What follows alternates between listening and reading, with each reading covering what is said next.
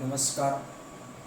સંકોચનશીલ પ્રોટીનની રચનાઓ સમજી લીધા પછી અતિ મહત્વનો હવે જે ટોપિક છે, સ્નાયુ સંકોચનની ક્રિયાવિધિ. એટલે કે સ્નાયુ કઈ રીતે સંકોચન પામે છે અને કઈ રીતે વિકોચન પામે છે. હું હાથ આમ વાળું છું તો અહીંના સ્નાયુ સંકોચન પામ્યા હશે, પાછો હાથ સીધો કરું છું તો વિકોચન પામ્યા હશે. પણ એ ઘટના કઈ રીતે બને છે? એવી રીતના આપણે ચાલીએ છીએ ત્યારે પગના સ્નાયુઓનું સંકોચન વિકોચન કઈ રીતે થતું હશે એ આપણે આ ટોપિકની અંદર સમજવાનું છે, જેની અંદર આકૃતિ 20.4 જે દોરવાની નથી એ સમજવાની છે, પણ આગળ આકૃતિ 20.5 એ આપણે દોરવાની થશે અને સમજવાની પણ છે. તો આ સ્નાયુ સંકોચનની જે ક્રિયાવિધિ છે એને આપણે સરકતા તંતુકવાદ દ્વારા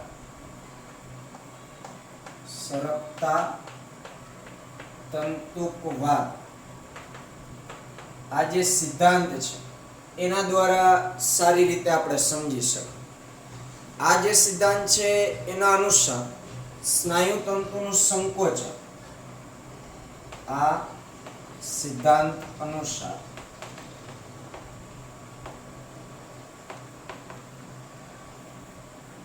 સ્નાયુ તંતુનું સંકોચન એ પાતળા તંતુકોનું જાડા તંતુકો પર, પાતળા તંતુકોનું જાડા તંતુકો પર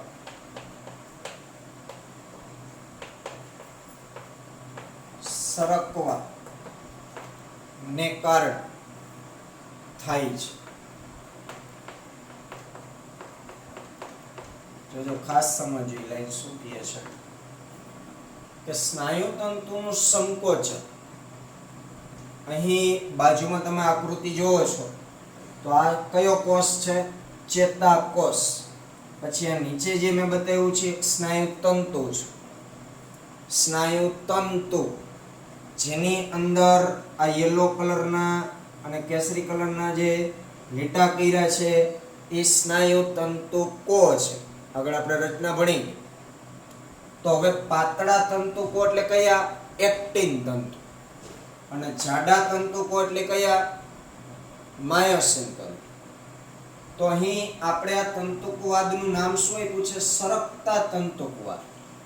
એટલે કે આ બે તંતુકોમાં કંઈક એકબીજા ઉપર તંતુ સરકે છે એવું સમજાવવા માંગે છે. તો હવે સ્નાયુ તંતુનું સંકોચન એટલે કે હું હાથ અહીંયાથી આમ વાળું છું તો અહીંયાના જે સ્નાયુ તંતુ સંકોચન પામ્યા એની પાછળનું કારણ શું? તો પાતળા તંતુકોનું જાડા તંતુકો પર સરકવાને કારણે. તો જાડા તંતુકો એટલે માયોસિન તંતુ, એની ઉપર પાતળા તંતુ એટલે ઓલા જે એક્ટિન તંતુ આપણે આ રીતે દોરી છે, આ માયોસિન, આ પણ માયોસિન, આ એક્ટિન તંતુ. તો આ એક્ટિન તંતુ એટલે કે પાતળા તંતુકો જાડા તંતુ ઉપર સરકે છે, એના કારણે સ્નાયુનું સંકોચન થાય છે. હવે કઈ રીતે સરકે છે એની આખી ક્રિયાવિધિ આપણે સ્ટેપ બાય સ્ટેપ આગળ ભણી. તો સૌથી પહેલા સ્નાયુ સંકોચનની શરૂઆત, સ્નાયુ સંકોચનની શરૂઆત ત્યાંથી થશે. તો જે મધ્યસ્થ ચેતાતંત્ર છે, આપણે આના પછીનું 21મું ચેપ્ટર એ આખું માનવ ચેતાતંત્ર વિશે જ ભણવાનું છે, પણ આગળ આપણે ચેતાપેશી ભણી ગયા છે તો એમાં આપણે થોડી ઘણી ચર્ચા કરીએ કે આપણું જે ચેતાતંત્ર છે એ બે ભાગમાં વહેંચાયેલું હોય, મધ્યસ્થ ચેતાતંત્ર અને પરિઘવર્તી ચેતાતંત્ર.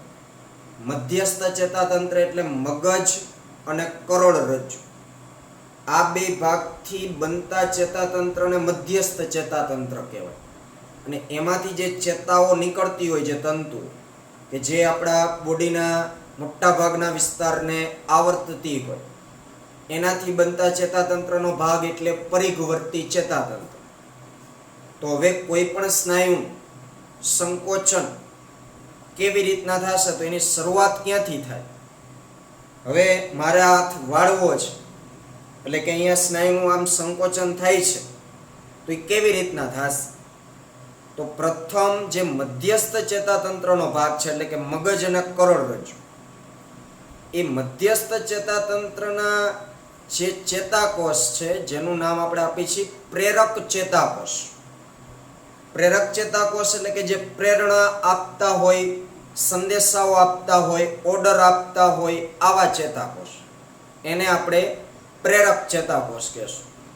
તો એ મધ્યસ્થ ચેતાતંત્રની અંદર જે પ્રેરક ચેતાકોષ હોય, કે જે કોઈ પણ સંવેદનાઓને ગ્રહણ કરી નિર્ણય લેશે અને એ નિર્ણયની સામે એક કેવો પ્રતિચાર આપવો છે, એના માટેનો એ ઓર્ડર બનાવશે, એક સંદેશો બનાવશે, અને એ સંદેશો એ જે તે જગ્યાએ એ મોકલશે. આવા જે ચેતાકોષ છે, જેને આપણે પ્રેરક ચેતાકોષ કહીએ, તો એ પ્રેરક ચેતાકોષ દ્વારા, એટલે કે સ્નાયુ સંકોચનની શરૂઆત મધ્યસ્થ ચેતાતંત્રના પ્રેરક ચેતાકોષ દ્વારા મોકલવામાં આવતા સંદેશાઓ દ્વારા થાય છે. અહીંયાથી શરૂઆત થાય. તો હવે મધ્યસ્થ ચેતાતંત્રનો જે પ્રેરક ચેતાકોષ છે, એ જ્યારે સ્નાયુને સંદેશો મોકલે ત્યારથી એની શરૂઆત થાય. તો અહીં તમે જે આકૃતિમાં જોવો છો, આ જે મેં ચેતાકોષ દોર્યો છે, પ્રેરક ચેતાકોષ છે, પ્રેરક ચેતાકોષ. અને આ જે છે એ સ્નાયુ તંતુ છે. તો હવે પ્રેરક ચેતાકોષમાંથી સંદેશો વહન પામતો ક્યાં જશે? સ્નાયુ તંતુ પાસે. અને સ્નાયુ તંતુને જેવો એ સંદેશો મળે ત્યાર પછી આગળની ક્રિયાવિધિ શરૂ થતી. હવે આ જે પ્રેરક ચેતાકોષ સ્નાયુ તંતુ સાથે જોડાઈને પ્રેરક એકમ બનાવે. પ્રેરક ચેતાકોષ, જોજો ખાસ સમજો બધી લાઈન પછી. પ્રેરક ચેતાકોષ કોની સાથે? સ્નાયુ તંતુ સાથે. સ્નાયુ તંતુ સાથે જોડાઈ પ્રેરક એકમ બનાવે. પ્રેરક એકમ બનાવે છે. જે મેં અહીંયા આકૃતિ દોરેલી છે એની આપણે વાત કરીએ છીએ.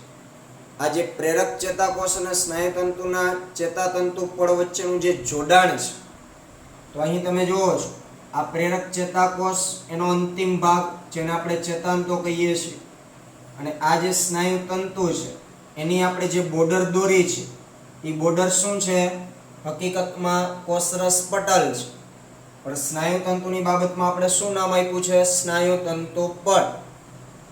તો એ બંને વચ્ચેનું જે જોડાણ અહીંયા બનશે, એ જોડાણને ચેતા સ્નાયુ સંધાન તરીકે ઓળખવામાં આવે. એટલે કે ચેતા અને સ્નાયુનું જોડાણ સ્થાન. પ્રેરક ચેતાકોષ અને સ્નાયુ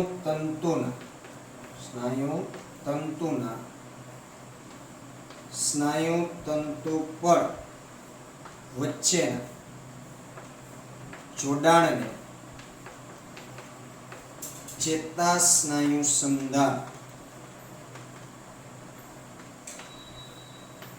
કહે છે. એટલે કે ચેતા સ્નાયુ સંધાન એવો ભાગ છે કે જ્યાં પ્રેરક ચેતાકોષ અને સ્નાયુ તંતુ પણ આ બંને એકબીજા સાથે જોડાતા હોય એટલે પરિણામે ત્યાં જે એકમ તૈયાર થાય એને આપણે પ્રેરક એકમ તરીકે ઓળખશું. આ પ્રેરક એકમ કઈ રીતે બને છે? તો પ્રેરક ચેતાકોષ અને સ્નાયુતંતુ એના જોડાવાથી જ આખું એક પ્રેરક એકમ બને છે. તો હવે જોડાણ કઈ રીતે થયેલું છે? તો પ્રેરક ચેતાકોષ અને સ્નાયુતંતુના સ્નાયુતંતુ પડ, આ બે વચ્ચે જે જોડાણ છે એને આપણે નામ આપ્યું ચેતા સ્નાયુ સંધાન. એટલે આ જે જોડાણ વાળો ભાગ છે એને શું કહેવાશે? ચેતા સ્નાયુ સંધાન અથવા તો પ્રેરક અંતઃતક્તિ કહે છે. હવે ખાસ સમજો, હવે જ આખું પિક્ચર ચાલુ થાય છે.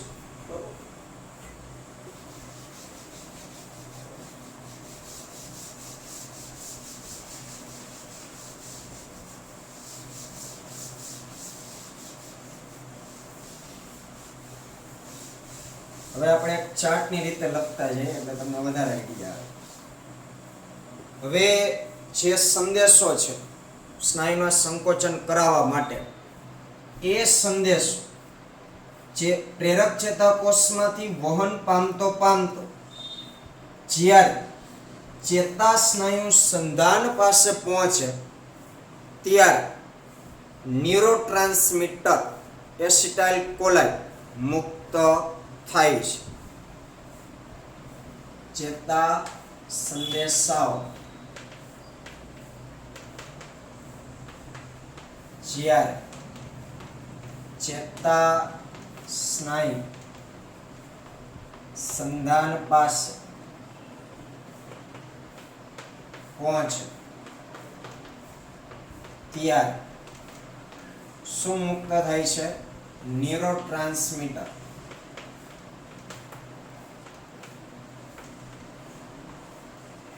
એસિટાઇલ કોલાઇન.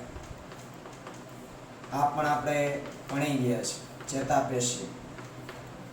બરોબર. ન્યુરોટ્રાન્સમીટર એટલે ચેતાપ્રેષક દ્રવ્ય, ચેતાકોષ દ્વારા ઉત્પન્ન કરવામાં આવતું એક રસાયણ, અને એ રસાયણનું નામ શું છે?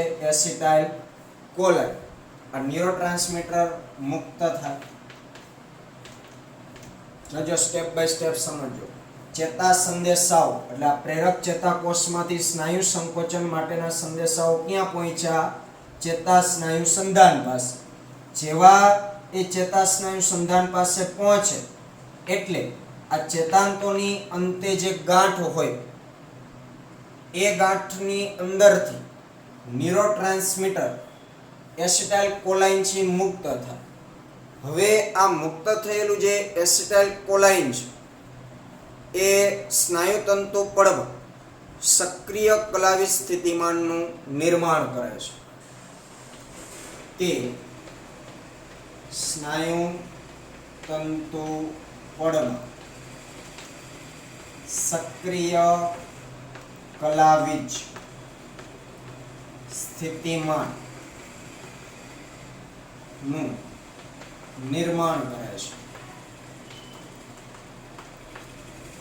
એટલે કે અહીંયાથી ન્યુરોટ્રાન્સમીટર છે એ સ્નાયુતંતુ પડને ટચ થશે એટલે સ્નાયુતંતુ પડમાં એસિટાઇલ કોલાઇન ઘૂસશે એટલે પરિણામે શું થાય કે ત્યાં સક્રિય કલાવી સ્થિતિમાન એટલે કે એ પણ આપણે 21મા ચેપ્ટરમાં ભણવાનું આવશે.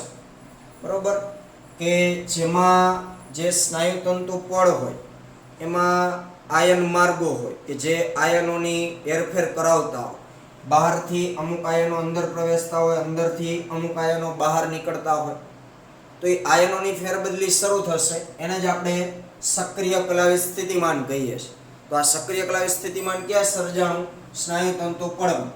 અને પછી સ્નાયુતંતુ પડમાં એ ફેલાશે, સ્નાયુતંતુ પડમાં ફેલાય એટલે બધી જગ્યાએ ટૂંકમાં આયન માર્ગો ખુલવા લાગે જેથી કરીને આયનોની ફેરબદલી થઈ શકે.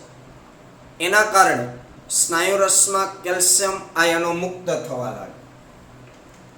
તેના કારણે સ્નાયુરસમાં કેલ્શિયમ આયનો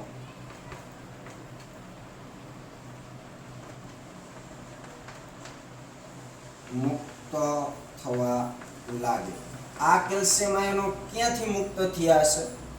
તો સ્નાયુરસની અંદર અંતઃકોષરસ જાળ, જેને આપણે સ્નાયુરસ જાળ કહીએ છીએ. તો રચના વખતે આપણે કીધેલ કે સ્નાયુરસ જાળ એ કેલ્શિયમ આયનનું મુખ્ય સંગ્રહ સ્થાન છે. તો આ સ્નાયુરસ જાળની અંદર જે કેલ્શિયમનો સંગ્રહ થયેલો હશે, હવે એ કેલ્શિયમ આયન સ્નાયુરસ જાળમાંથી બહાર નીકળીને ક્યાં જાય? જે આ સ્નાયુરસ હોય એ સ્નાયુરસમાં કેલ્શિયમ આયનો બધા મુક્ત થઈ જાય. હવે જેવા કેલ્શિયમ આયનો મુક્ત થાય એટલે પરિણામે શું થવાનું? સ્નાયુરસની અંદર કેલ્શિયમ આયનની સાંદ્રતામાં વધારો થશે, એટલે કે કેલ્શિયમના સ્તરમાં વધારો થાય. Ca+2 ના સ્તરમાં વધારો થવા લાગશે, કારણ કે સ્નાયુરસ જાળમાંથી કેલ્શિયમ આયનો નીકળી અને ક્યાં જવા લાગ્યા? સ્નાયુરસમાં ફેલાવા લાગ્યા. એટલે હવે સ્નાયુરસની અંદર કેલ્શિયમ આયનના સ્તરમાં શું થયો? ધીમે ધીમે વધારો થયો. હવે જેવો કેલ્શિયમનો વધારો થાય, હવે કેલ્શિયમની ભૂમિકા શરૂ થશે.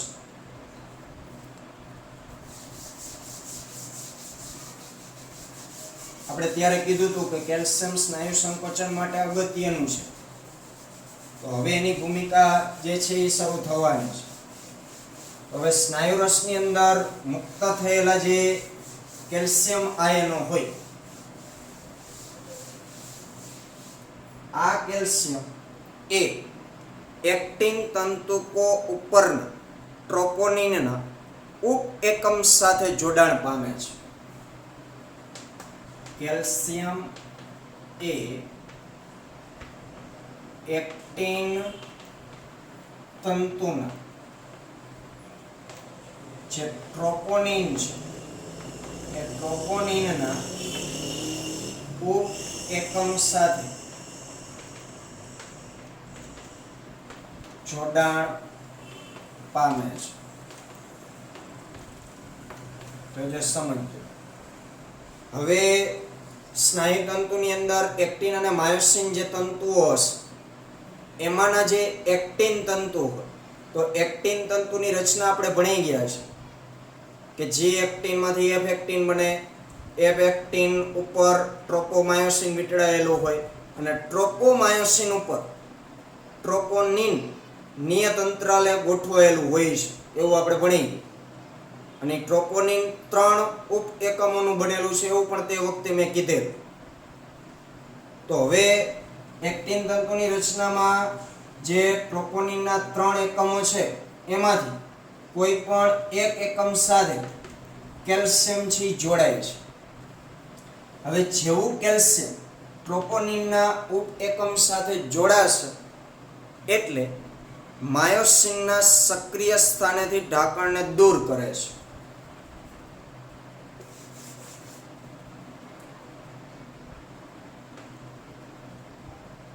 એક્ટિન ઉપર રહેલ માયોસિનના સક્રિય જોડાણ સ્થાનના ઢાંકણને દૂર કરે છે. જોજો સમજો, આ જે ઢાંકણ શબ્દ વાપરો ને, ઢાંકણ જ એટલે આ ટ્રોપોનિનનો ઉપ એકમ. આ એક્ટિન તંતુ છે, બરોબર? તો એક્ટિન તંતુ ઉપર આ જે ટ્રોપોનિન આવેલું હશે, આ ટ્રોપોનિન સાથે કોણ જોડાણું? કેલ્શિયમ. હવે જેવું કેલ્શિયમ ટ્રોપોનિનના ઉપ એકમ 3 માંથી કોઈ પણ એક ઉપ એકમ સાથે જોડાશે, આ ઉપ એકમ કે જે ટ્રોપોમાયોસિન ઉપર આવેલ હતું, એ જગ્યા જ એટલે માયોસિન જોડાણ સ્થાન. આપણે માયોસિનની રચના ભણ્યા ત્યારે માયોસિનના શીર્ષ ઉપર એક્ટિન જોડાણ સ્થાન કે જ્યાં એક્ટિન તંતુ જોડાઈ શકે. ત્યારે મેં કીધેલું કે એક્ટિન પાસે પણ માયોસિન જોડાણ સ્થાન. તો હવે એક્ટિનના તંતુ ઉપર જે માયોસિન જોડાણ સ્થાન છે, એ જોડાણ સ્થાન પાસે સૌપ્રથમ કોણ આવેલું હોય છે? ટ્રોપોનિનના ઉપ એકમ. પણ હવે કેલ્શિયમ શું કરે છે? તો કે કેલ્શિયમ એ ટ્રોપોનિનના ઉપએકમ સાથે જોડાવાથી આ ઉપએકમ ત્યાંથી દૂર જતો રહે. આ ઉપએકમ જ ઢાંકણ છે અને કોની ઉપર ઢંકાયેલું હતું? માયોસિનના જોડાણ સ્થાન. હવે ત્યાંથી દૂર નીકળી ગયું એટલે પરિણામે માયોસિન જોડાણ સ્થાન ત્યાં ખુલ્લું થઈ જશે.